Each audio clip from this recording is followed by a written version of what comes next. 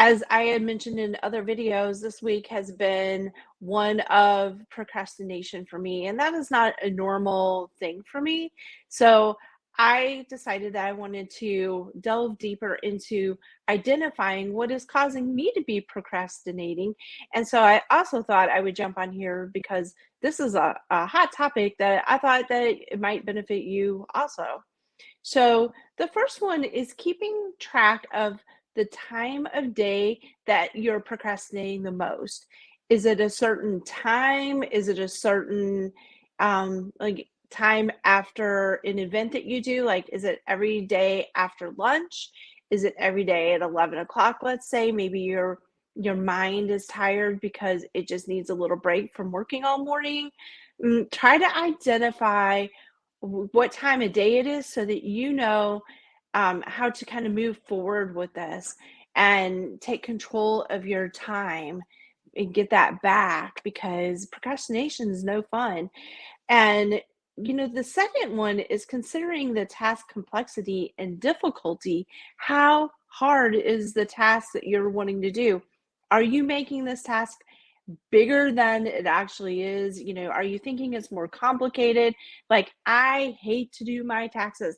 I avoid it, avoid it, avoid it. But then once I get into the groove of doing my taxes and printing everything off, I thought, okay, this isn't so bad. I should just keep up on this all year long. But then at the end of the year, I still procrastinate because I don't like doing it. So I know that, and trying to rationalize to yourself, hey, it's not as big of a deal as you're making it. Instead of giving into the rationalization of, oh, I've got this I have to do first, or this I have to do first, or this, try to reprogram your rationalization into something positive. Like, I know if I get started, it's not going to be as big of a deal as I think it is. And then also, you can put chunks of time into your schedule, and you don't have, it's not like you have to tackle the entire project or your taxes all at one time. You can do it in sizable chunks, and that will make it feel more manageable. So you can say, oh, okay, today I'm just going to go in and I'm going to print out my author, let's say marketing receipts. That's all I'm going to do. And then sometimes as you get into it, then you'll start realizing, oh yeah, I can keep going. I'm kind of into this. So on my schedule, I usually allow plenty of time, maybe a couple of hours, so that if I get into the groove, I can do that. But I really try to do that whole 2 hours, and then I stop and I reward myself, just by taking a break, by reading a book for a little bit. I don't know, cleaning the kitchen, anything that's not tax associated. So I hope that helps. And you often hear people who say, if you wanted to go to the gym, and you really procrastinate going to the gym. I know me personally, once I get there, I'm fine and I'm loving it. I love the ambiance, I love the music, I feel good afterward, I feel energetic, but getting to the gym is the problem. So I often will tell myself, okay, I'm just going to work out for 10 minutes. Okay, I know that once I'm there, I'm going to work out for longer than 10 minutes, but I tell myself I can quit. I will allow myself to quit after 10 minutes. All I need to do is to drive there and work out 10 minutes. And before I know it, it's an hour, which is great because I have a chunk of time in my schedule planned for an hour or an hour and a half because it takes some time to get to the gym and sometimes some time to drive back, which is one of my procrastination triggers. I don't like having to drive 20 minutes to the gym. I don't have a big enough house or spare room to have my own equipment here. I wish I did. But this morning, I penciled in my schedule that I was going to go walk my dog for 45 minutes this morning. And I kind of was feeling like I run out of time before it gets hot. I need to go walk my dog because I don't want to burn her paws on the pavement. So if I end up getting up later than I wanted, then it's already too hot to walk her. And then I start rationalizing that. So today I set my alarm early. I woke up at 6 o'clock in the morning. It was not hot. It was 64 degrees. It was absolutely beautiful. It actually felt like fall. And for living in the South, that's a big deal because it's been close to 100 degrees here. And to wake up in the morning and be 64 degrees, I even got to wear exercise pants because I thought I might be chilly in shorts. So it was a win-win situation, but trying to take control of it and, just instead of letting your procrastination control you, try to rein it in and figure out ways around it. So I hope that helps. Um, and assessing your environment, this is a big one. If your environment is cluttered, and just everything's in a disarray, it's hard to sit here and focus on writing for 2 hours or doing whatever kind of project you want for an hour or for 2 hours. And and sometimes I even just schedule things for 30 minutes, whatever works for you. But if your environment is cluttered, it's going to be a distraction and it's going to lower your energy. So I highly recommend, you know, putting a chunk of time in your schedule, maybe first thing in the morning or close to the beginning, maybe 10 o'clock even. I'm going to work for 2 hours and then I'm going to do my dishes or straighten up, and I am going to give myself a half hour to straighten up. It offers a break because, from sitting still, when I work from home, I'm sitting at my table writing or working all the time, or I'm upstairs in my office at my desk. But if I can get away for 30 minutes and do the dishes, it's actually kind of a reprieve. It's sort of almost a reward for working so hard. How strange is that? That I actually enjoy maybe doing the dishes or, laundry, throwing some laundry in or folding it, whatever the case may be.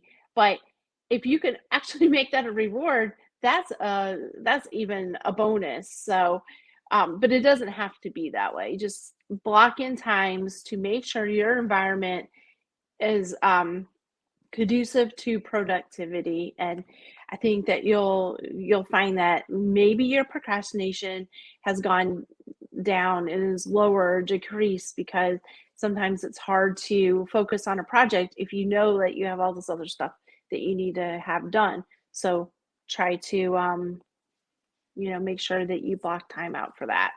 So, and other things I had taught in a previous video about awareness, check that out if you haven't seen that yet. But identifying your emotional triggers, again, if your environment is cluttered, that could be an emotional trigger for you because you feel like you just can't concentrate.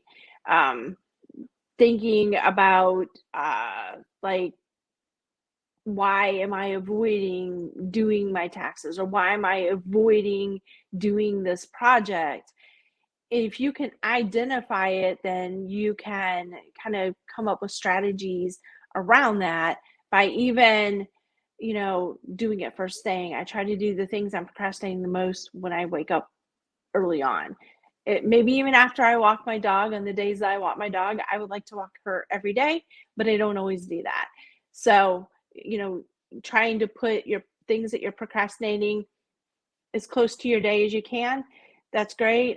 Today I walked my dog first, and and I ate a banana before I walked her just so that I had some food in me, and I gave her just a little bit of her food. We went for a walk for about 45 minutes. I came back and made a protein shake. I needed to go to the barn because I'm treating my horse his feed every day. And I thought, okay, while I'm here, I am taking an online class and I have a bunch of lessons that I had, not fallen behind on because there's no really time frame, but I wanted to be a little farther ahead than I was.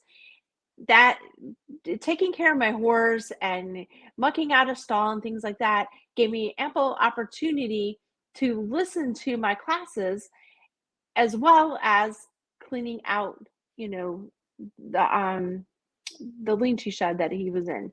So I'm trying to work smarter, not necessarily harder. I can multitask when I'm doing menial things like picking a stall, but I wouldn't recommend that if, if you're around people. I like to live in the present moment when I'm with people because, you know, those relationships aren't going to sustain you multitasking and doing things on your phone.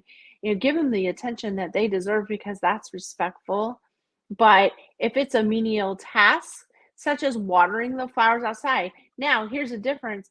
If you enjoy watering your flowers and you're using that as a break and peaceful time and time to self reflect and kind of meditate, then I would not suggest doing multitasking. Get into the moment.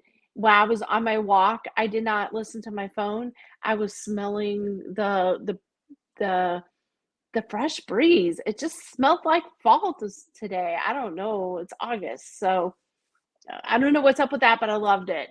So I was kind of in the moment because I wanted to enjoy my dog. I wanted to be in the present moment. I wanted to enjoy my environment.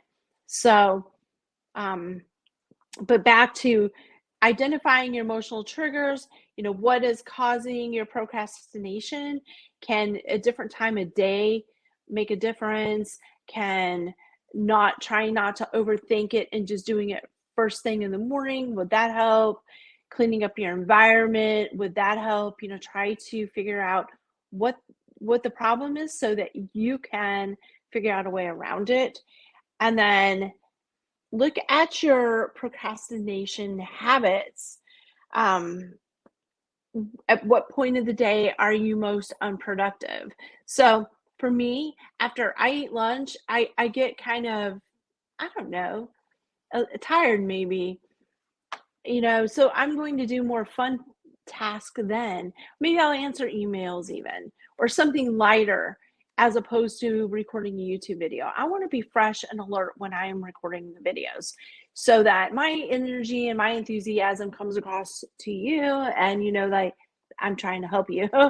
But if I'm worn out and my energy is really low, it wouldn't make for a very entertaining YouTube video. So that's just an example of that.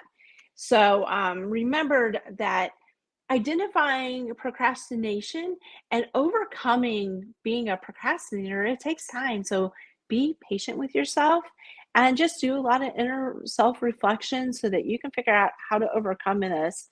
I will have other videos on this topic because I'm taking each one of my tips and then breaking it down to a full length video to help you more because I think delving deeper into this subject is really important. So if this has helped you at all and you would like to see more videos like this or the rest of my series on procrastination, please subscribe to my channel and please like and comment. I love comments. I'd love to know how it's helping you, all my tips.